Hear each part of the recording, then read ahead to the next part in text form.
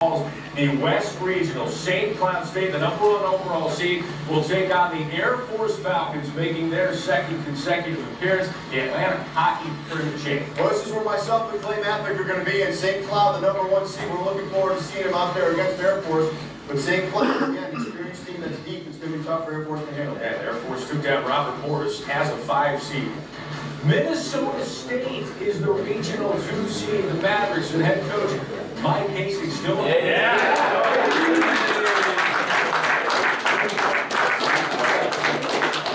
Speaking in their 4th straight tournament appearance. Yeah, Minnesota State head coach Mike Hastings has CJC. Okay, Jared, first of all, take us through last night. You had that tough loss to North Dakota. You came home. You were putting your faith in other teams. Where were you and what were you guys doing at the time when you heard the good news? Yeah, we started watching the games on the bus. A couple guys had their laptops up and streaming the games that we needed to see. And first game that we were watching was the Clarkson game, and saw that they tied it with 7 seconds left, and got our hopes up there. And then they ended up losing in overtime. So then we turned our attention to the Notre Dame Ohio State game, and we saw that the Denver game was kind of in Denver's hands. So that's what we needed. So we needed the Notre Dame game to win, and they ended up going to overtime, and right when overtime started, we got back here. So we all piled in the locker room and had it on the TV, and we're watching. And during the game, everyone was just dead silent, just watching. And anytime Notre Dame got close to scoring, everyone kind of got jittery.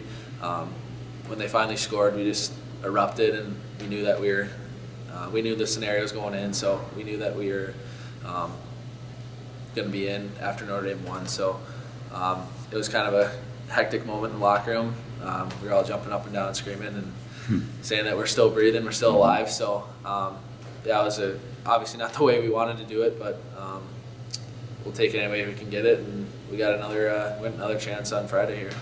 You and Carson Kuhlman have a chance to do something that no other players have done in history, and that's playing 4 consecutive NCAA tournaments. How special is that for you? Yeah, it's obviously a huge honor. I mean, we didn't really know that stat or even think about it, but just been fortunate enough to play with 4 years here and have 4 good teams that were able to make the tournament.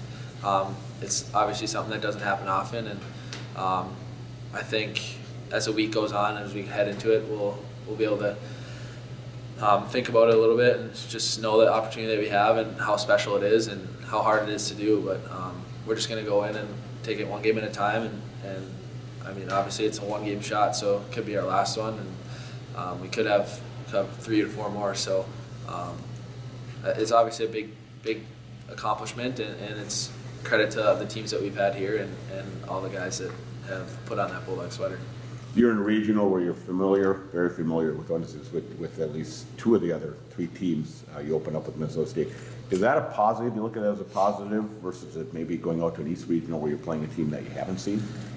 I think at this time of the year, it's you playing who you're playing, and obviously they are a familiar opponent. I think that'll help us being a younger team. It'll help our guys be more comfortable with what they're doing, and we've seen them before. We can watch video on our games against them instead of another team playing them. So, we've seen them twice and split with them. So we're looking forward to getting back down there in that venue, that cool Sioux Falls rink. It's new and should be a good atmosphere. And I think our game will be a good game, and I think that regional sets up well for us in the long run. And you've got a roster that includes almost 10, 11 or so freshmen or people that have never been through this before, as you were one of the seniors.